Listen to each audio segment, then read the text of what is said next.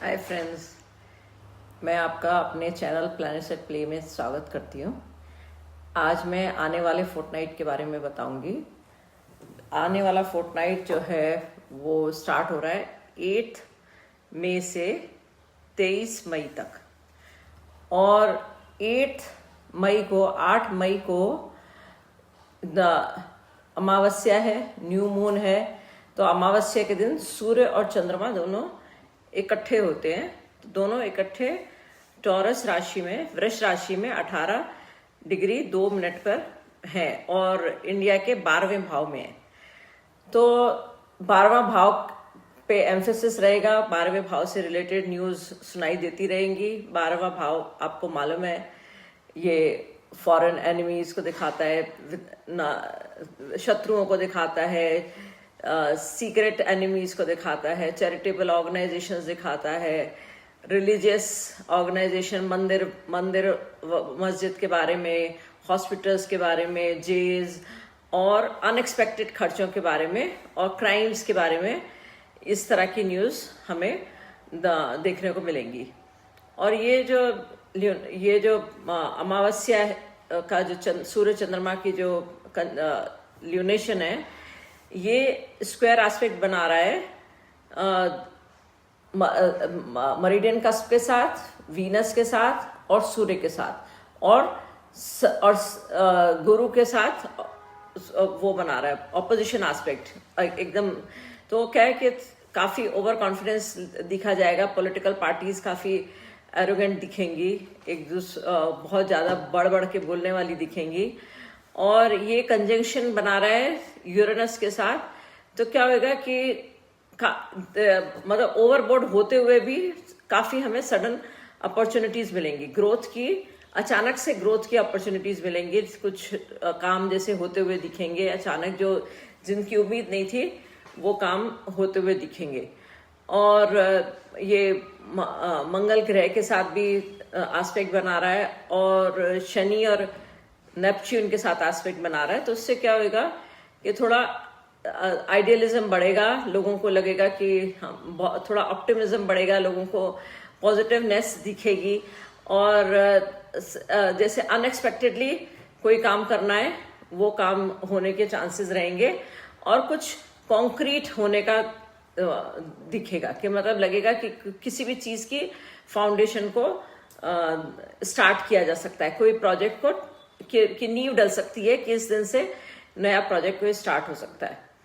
और जो शुक्र है वो ट्रैवल करेगा इस 15 दिन में वृष राशि 10 डिग्री 40 मिनट से लेके वृष राशि 29-39 तक 12वें भाव में ही रहेगा।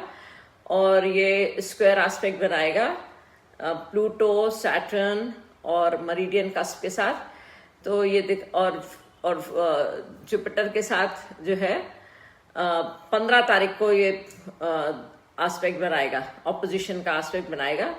तो क्या होगा कि ये टाइम पे काफी सोशल एक्टिविटीज बढ़ेंगी। और जब मतलब 23 मई के आते आते ये जो कंजंक्शन है, ये जो गुरु के साथ शुक्र का जो कंजंक्शन है, वो काफी मतलब फायदे की कंडीशंस देगा, प्रॉस्पेरिटी की कंडीशन, लोग जनरली हैप्पी दिखेंगे, प्रॉस्पेरस कंडीशंस, अपॉर्चुनिटीज मिलेंगी कि जब लोगों का कुछ लाभ होता हुआ सा दिखेगा। और मतलब अचानक की लाभ की कंडीशंस 23 के आसपास दिखेगी कि और नए अलायंसेस बन सकते हैं, नई अपॉर्चुनिटीज आ सकती हैं ये पीरियड में। ये सब अपने को दिखेगा। और जो बुध है वो अब सीधा हो चुका है और बुध सीधा होने के बाद में अब सूर्य के संग जब एस्पेक्ट बनाएगा तो थोड़ा सा मतलब कम्युनिकेशन एक्टिविटीज बढ़ेंगी, लोग एक दूसरे से एक्सप्रेस करेंगे, बातचीत बढ़ेगी, वार्ता, कम्युनिकेशन अपॉर्चुनिटीज आएगी और आइडिया एक्सचेंज होंगे। और जब बुध यूरेनस के साथ एस्पेक्ट बनाएगा तो नए आइडियाज भी आएंगे और नई तरीके से अपने पॉइंट ऑफ व्यू को रखने की कोशिश की जाएगी। और मरकरी जब बुध जब वृष राशि में से ट्रैवल करता है तो क्या है, वृष राशि थोड़ी ठहराव की राशि है, तो हमारी थिंकिंग में भी थोड़ा ठहराव लाएगा, हमारे कंफ्यूजन्स जो है वो थोड़े से दूर होते हुए दिखेंगे। और मंगल जो है वो ट्रैवल करेगा एरीज 5 डिग्री 45 मिनट से लेके एरीज 17 डिग्री 31 मिनट 11वें भाव में।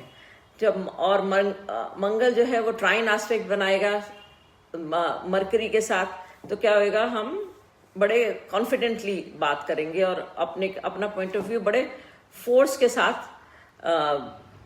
पेश करेंगे। हम कहेंगे कि नहीं, ये काम ऐसे ही होना चाहिए और ये सही है। और ये फिर उसके बाद ये मरीडियन का प्लूटो, सैटर्न, शनि, शुक्र सबके साथ अच्छे एस्पेक्ट बनाएगा। और जब ये एस्पेक्ट बनेंगे तो लोग काफी एनर्जेटिक फील करेंगे, क्योंकि मंगल का एस्पेक्ट जो है वो लोगों को काफी एनर्जेटिक फीलिंग कराता है कि लोगों को लगता है कि अब उनको कुछ काम करना चाहिए, कोई रिस्क लेनी चाहिए, थोड़ा करेजियस बनाता है। तो जहां मंगल के एस्पेक्ट रहेंगे और पॉजिटिव एस्पेक्ट रहेंगे तो वो आदमी को काम करने की डिजायर होती है, उसके एनर्जी लेवल्स बढ़ जाते हैं और कुछ रिस्क टेकिंग पावर बढ़ जाती है। और ये प्लूटो जो है वो जैसे आपको मालूम है कि काफी टाइम से अब कैप्रिकॉन में चल रहा था, एक्वेरियस में भी आ गया अब 21 जनवरी को। लेकिन क्या प्लैनेट्स, ये स्लो मूविंग प्लैनेट्स सब आगे पीछे चलते रहते हैं, तो ये फिर से 11 मई को वापस वक्री हो जाएगा। तो क्या होगा कि उस टाइम हमारे को मतलब फिर से हमें ये लगेगा कि हमें बदलाव की सी स्थिति लाएगा और मतलब कूटनीति को ज्यादा एम्फेसाइज करेगा। और जो शनि है वो 11वें भाव में ट्रैवल कर रहा है और 18 डिग्री 18 मिनट पे से है मीन राशि में। तो ये क्या करेगा कि हमारे को हम मतलब ये हम लोग काफी अपने फिजिकल हेल्थ की तरफ थोड़ा सा ध्यान देंगे और हीलिंग की तरफ ध्यान देंगे, अपने मेडिकल इश्यूज को देखने का रहेगा। और ये शनि जो है वो 11वें भाव में है इंडिया के, तो क्या करेगा कि जो 11वां भाव जो है पार्लियामेंट को दिखाता है और अथॉरिटी फिगर्स को दिखाता है, तो ये और लॉन्ग टर्म प्लान्स को, तो लॉन्ग टर्म प्लान्स में चेंज देखने को मिल सकता है इंडिया के, कि जो इंडिया जो चाहता था वो थोड़े से उसके प्लान्स में थोड़ा चेंज दिखेगा और एक दूसरे पे मतलब एक दूसरे को क्रिटिसाइज करना और अगली आर्ग्यूमेंट्स दिखेंगी अभी लीडर्स के बीच में, तो इस तरह का दिखेगा।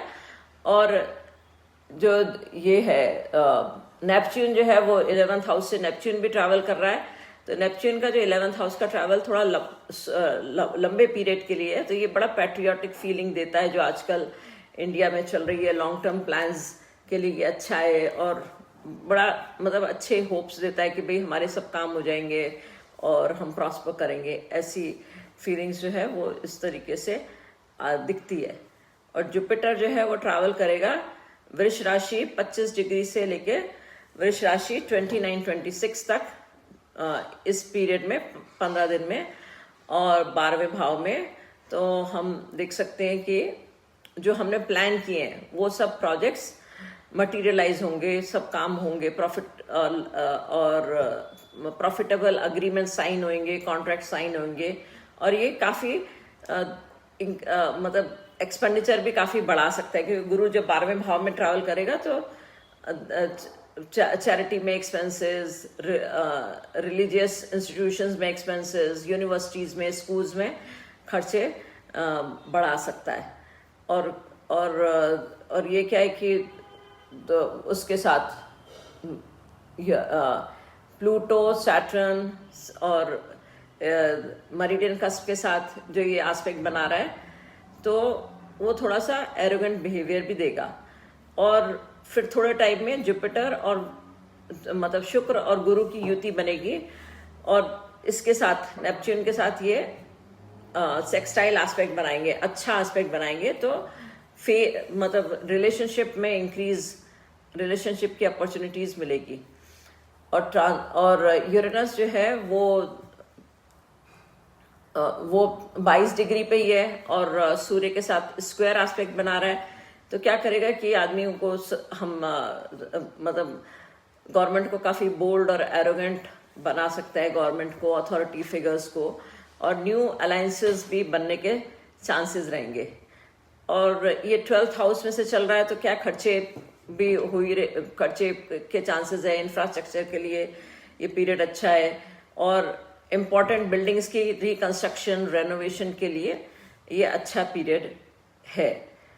और ओवरऑल देखा जाए तो ये फोकस रहेगा कि क्या है, 5 प्लैनेट मतलब सूर्य, चंद्रमा, गुरु, शुक्र और यूरेनस, ये सब टॉरस साइन में ट्रैवल कर रहे हैं।